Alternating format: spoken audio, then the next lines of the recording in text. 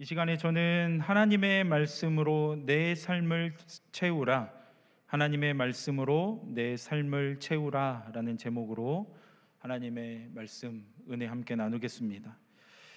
여러분, 인간은 유한하고 하나님은 무한하시기 때문에 인간은 결코 먼저 하나님이 어떠한 분이신지를 알 수 없습니다. 따라서 인간이 하나님을 알기 위해서는 하나님께서 자신이 어떠한 분이신지를 드러내 주셔야 합니다. 그래서 하나님께서는 자신이 어떠한 분이신지를 드러내셨습니다. 그리고 나타내셨습니다. 이것을 조직신학에서 계시라고 합니다. 그런데 하나님께서 자신을 계시하시는 방법은 크게 두 가지가 있습니다. 하나는 일반 계시 혹은 자연 계시라고 하는 것이 있고요. 또 다른 하나는 특별 계시 또는 초자연 계시라고 하는 것이 있습니다.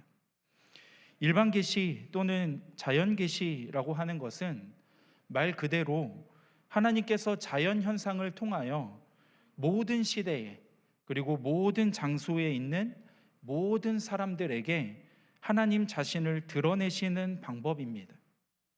그러나 세상에 죄가 들어온 이후에 우리 인간은 일반 계시 또는 이 자연 계시만으로 하나님을 충분히 알 수 없게 되었습니다.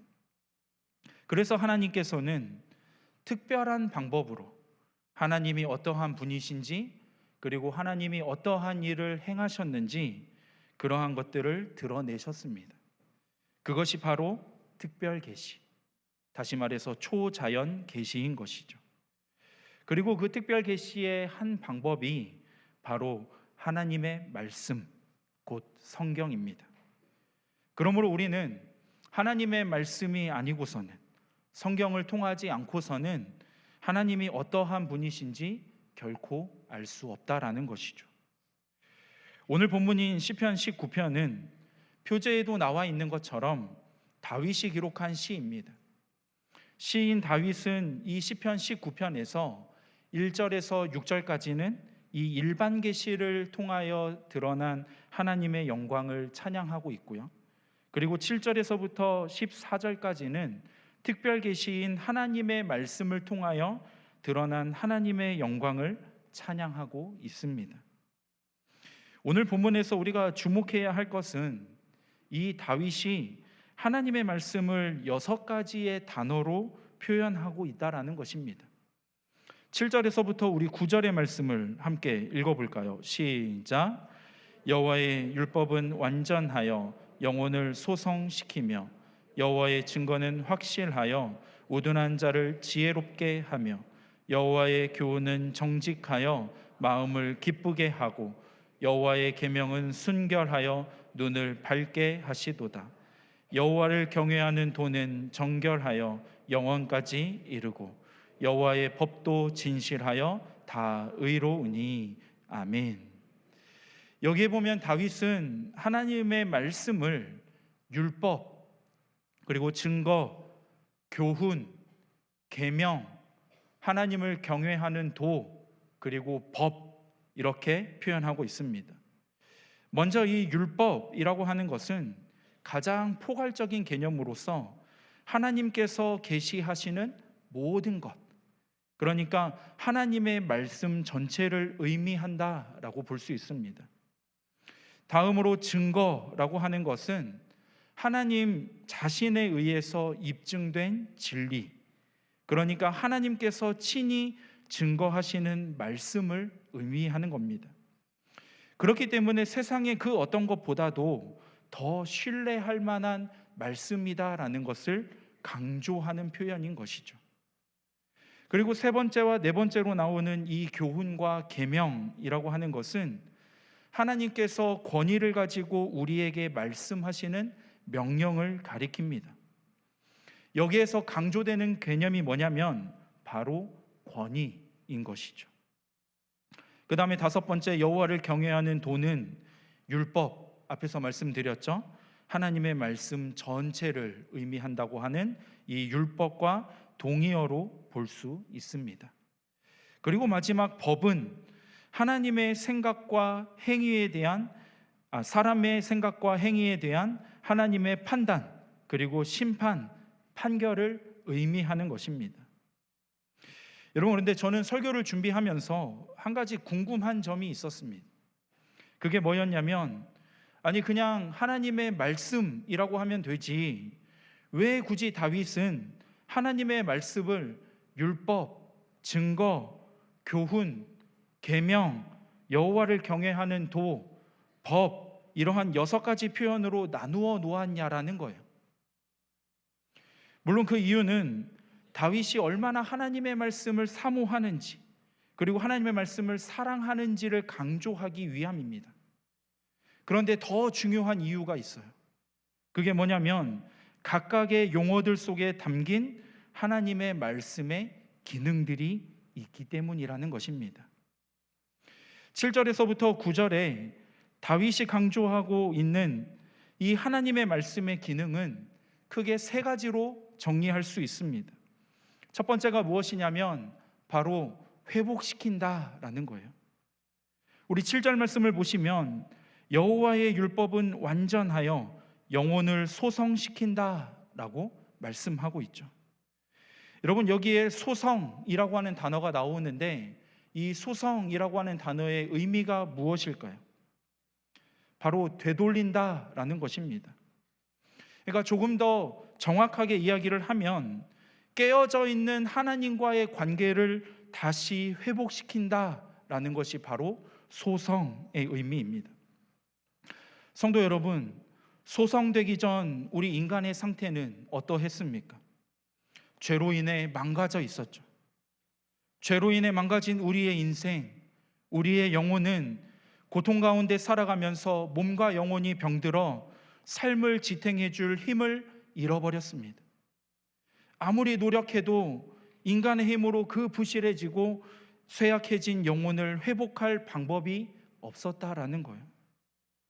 그런데 그러한 인생에 하나님의 말씀이 채워지면, 망가진 영혼 가운데 하나님의 말씀이 들어가면 비로소 우리의 영혼이 소성하게 되는 것입니다. 왜냐하면 하나님의 말씀은 우리의 영혼을 회복시키는 힘이 있기 때문입니다. 하나님의 말씀은 죽은 말씀이 아니라 생명의 말씀이어서 우리에게 생명을 주기 때문입니다. 하나님의 말씀은 어디서부터 내가 잘못되었는지 그것을 알려줍니다. 어디에서 문제가 있는지, 어디에서부터 다시 시작해야 하는지 말씀을 들으면 깨닫게 되는 거예요. 그런데 여러분, 여기서 중요한 것이 있습니다.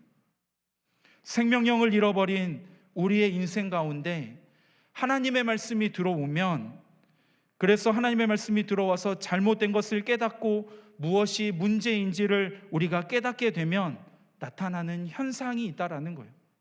그게 뭘까요? 바로 회개입니다. 그러니까 우리의 인생에 하나님의 말씀을 통하여 진정한 회개가 일어날 때 우리의 영혼이 소성하게 되고 회복되는 역사가 일어나는 것입니다. 죄로 병들어 있는 이 영혼이 새롭게 되는 길은 바로 하나님의 말씀이라는 것이죠. 그러므로 말씀을 들으면 변화됩니다. 말씀을 들으면 삶이 달라집니다. 내가 누구인지 어떻게 살아야 할지를 깨닫게 되는 것입니다. 이것이 말씀의 첫 번째 기능인 거예요. 다음으로 하나님의 말씀의 두 번째 기능이 무엇일까요? 그것은 지혜를 주어 분별력을 갖게 한다라는 것입니다. 우리 7절 하반절의 말씀을 보시면 여호와의 증거는 확실하여 우둔한 자를 지혜롭게 하며 말씀하고 있죠. 이어서 8절 하반절도 보시면 우리 말씀을 함께 읽어볼까요? 시작. 여호와의 계명은 순결하여 눈을 밝게 하시도다. 아멘. 여기에 보면 우둔한 자를 지혜롭게 한다라고 하는 표현이 나오죠. 이것은 옳고 그른 가르침에 대한 분별력이 없어서 여러 가지 그릇된 교훈에 흔들리는 사람들을 바른 길로 가게 한다라는 의미입니다. 그리고 순결하여 눈을 밝게 하신다라고 하는 이 표현은 우리의 눈을 밝히셔서 무엇이 선인지 무엇이 악인지를 분별할 지혜를 갖게 하신다라는 거예요. 그러니까 정리하면 무엇입니까? 하나님의 말씀은 우둔한 자의 눈을 밝혀서 분별력을 갖게 하여 그릇된 교훈에 흔들리지 않고 바른 길을 가게 하는 것이죠. 성도 여러분, 우리가 인생을 살아가면서 실수하는 이유가 무엇일까요? 바로 분별력이 없기 때문입니다. 말씀보다 욕망이 내 안에 가득하니까 그 분별력을 잃어버린 거예요.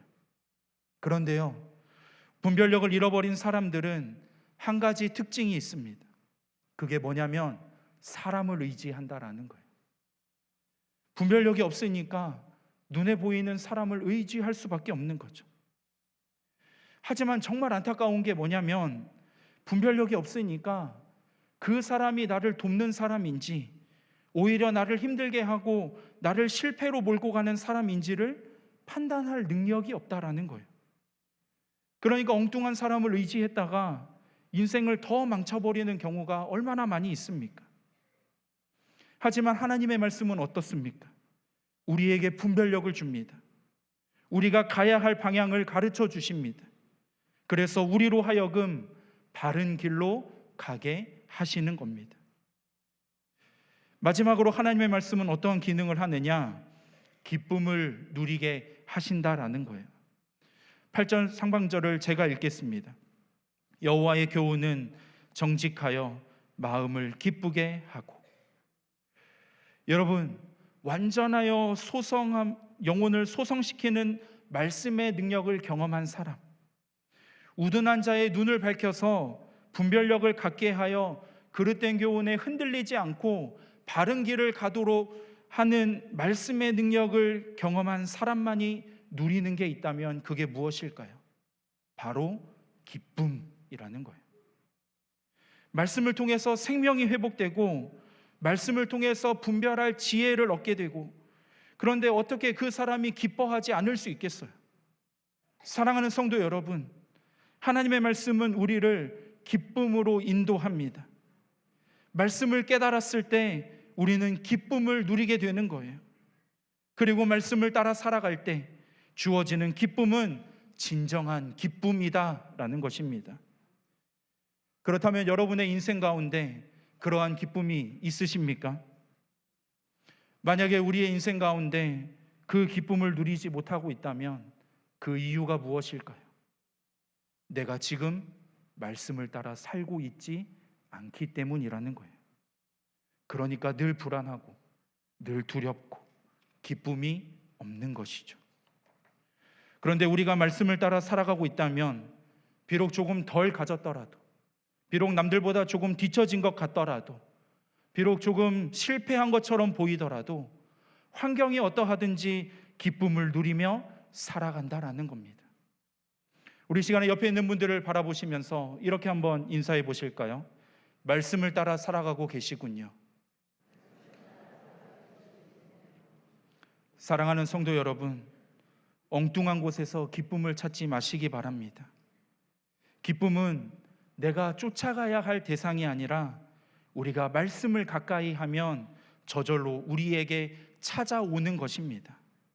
바라기는 말씀을 통하여 하나님이 주시는 기쁨이 저와 여러분의 삶 가운데 충만하시기를 주님의 이름으로 축원합니다.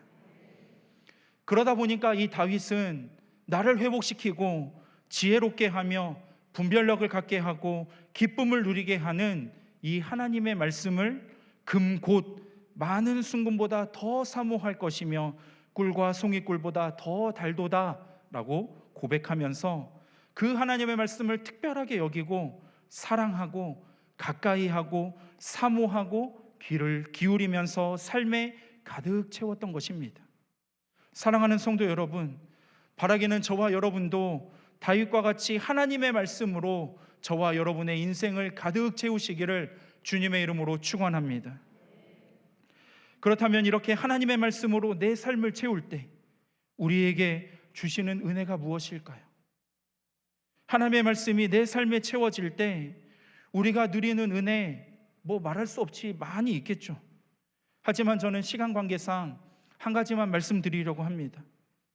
여러분, 하나님의 말씀이 내 삶에 채워지면 우리는 영적 전쟁에서 승리할 수 있습니다. 여러분, 우리가 살아가는 세상 어떻습니까? 만만치 않죠. 결코 호락호락하지 않습니다. 하루에도 수십 번 사단이 우리에게 영적 싸움을 걸어올 때가 얼마나 많이 있어요.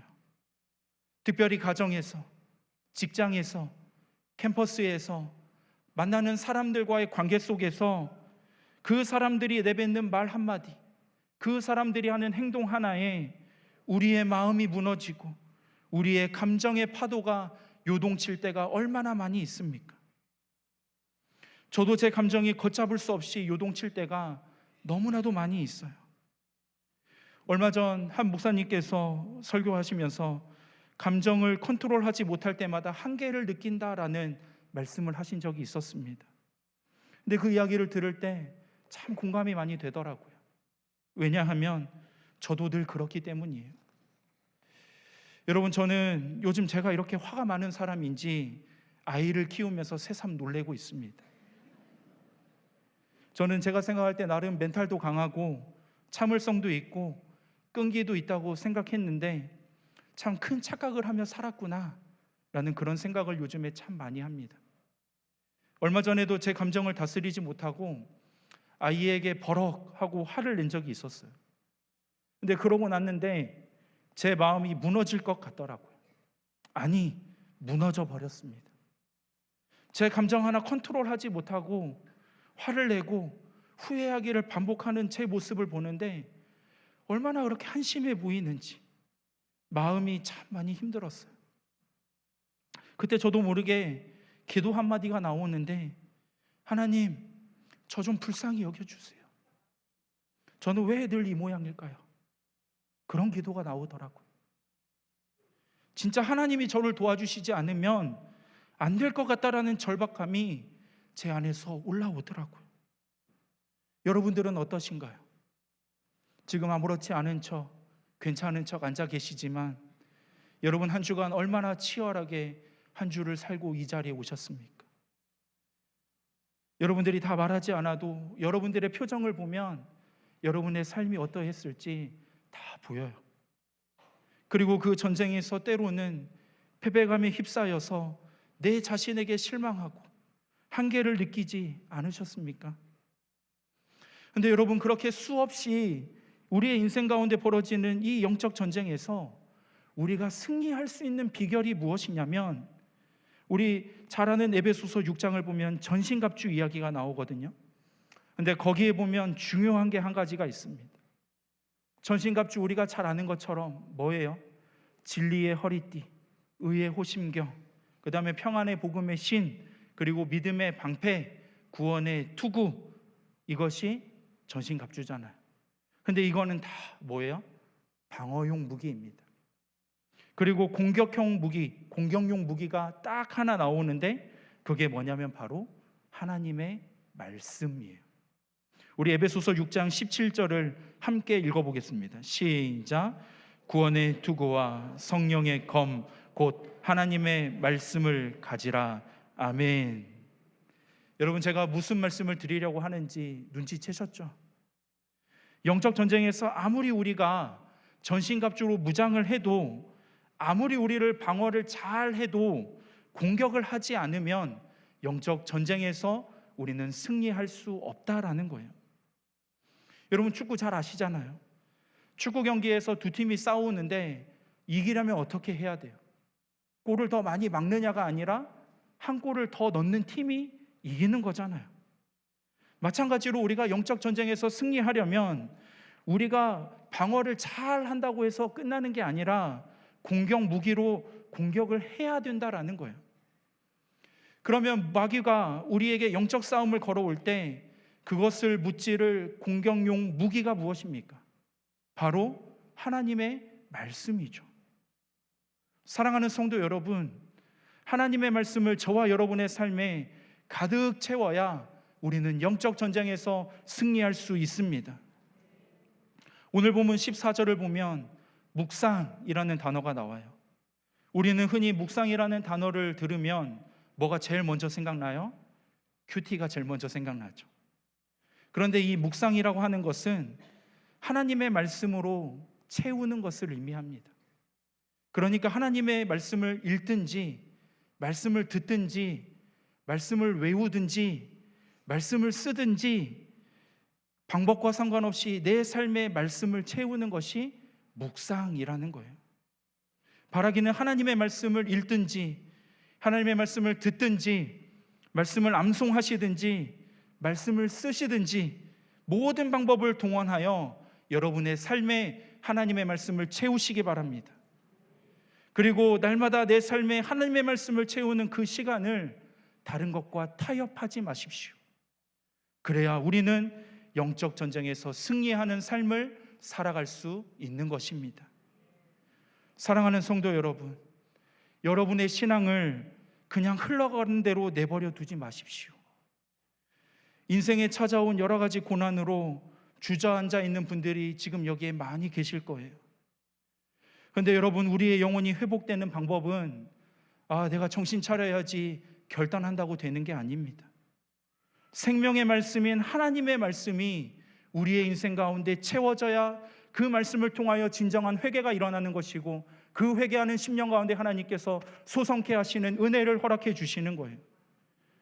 여러분 가운데 분별력을 잃어버려서 세상의 소리에 흔들리고 방황하는 분들이 계시지 않습니까? 그렇다면 사람에게서 지혜를 찾지 마시고 우둔한 자의 눈을 밝혀서 분별력을 갖게 하여 그릇된 교훈에 흔들리지 않고 바른 길을 가게 하시는 하나님의 말씀으로 여러분의 삶을 가득 채우시기 바랍니다. 언제부턴가 여러분의 인생 가운데, 신앙생활 가운데 기쁨을 잃어버리신 분들 있으실 거예요. 여러분, 좋은 거 먹는다고, 좋은 거 본다고 기쁨이 회복되는 게 아닙니다. 물론 그런 것들이 필요하죠. 그런데 우리의 마음에 기쁨을 허락하시는 하나님의 말씀이 우리의 삶에 채워져야 우리가 기쁨을 회복하고 누릴 수 있는 것입니다. 그러므로 하나님의 말씀으로 여러분의 삶을 가득 채우십시오. 특별히 어버이 주일을 맞이하여 함께 예배하는 우리 사랑하는 우리 부모 세대 성도님들, 하나님의 말씀으로 여러분의 삶을, 여러분의 가정을 가득 채우시기 바랍니다. 말씀을 사랑하고 말씀을 가까이 하고 말씀에 사로잡힐 때 하나님께서 여러분의 가정을 살리시고 여러분을 살리시고 여러분의 자녀를 살리실 줄 믿습니다. 오늘 이 자리에 우리 청년들 함께 많이 예배하고 있는데요, 여러분의 삶을 하나님의 말씀으로 채우십시오. 그래야 방황하지 않는 인생을 살아갑니다. 죄송하지만 선배의 조언에 답이 있는 게 아니에요. 사람에게서 어설픈 지혜를 구하지 마시고 완전하여 내 영혼을 소성하신 하나님의 말씀, 그 말씀 속에서 인생의 답을 찾으시기 바랍니다. 말씀을 갈망하십시오. 그 말씀을 더 사모하십시오. 말씀을 정리하겠습니다. 오늘 사부 예배에 나오신 우리 사랑하는 성도님들, 말씀을 사랑하고 말씀을 가까이 하고 말씀에 사로잡히면 말씀이 우리를 승리하게 합니다. 한 주도 주신 말씀을 기억하며 하나님의 말씀으로 여러분의 삶을, 여러분의 가정을 가득 채우시고 그 말씀을 따라 승리하는 저와 여러분 되시기를 주님의 이름으로 축원합니다. 우리 함께 다 자리에 일어나서 우리 말씀을 생각하며 우리 이 찬양으로 함께 고백하겠습니다.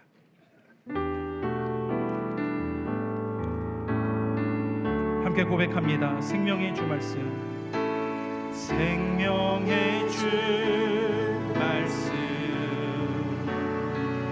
나 항상 종일토록 묵상하여 내 마음을 채우고 그 빛은 내 앞길 위. 우리 처음부터 한 번 더 찬양합니다. 생명의 주 말씀, 생명의 주 말씀, 나 항상 종일토록 묵상하여 내 맘을 채우고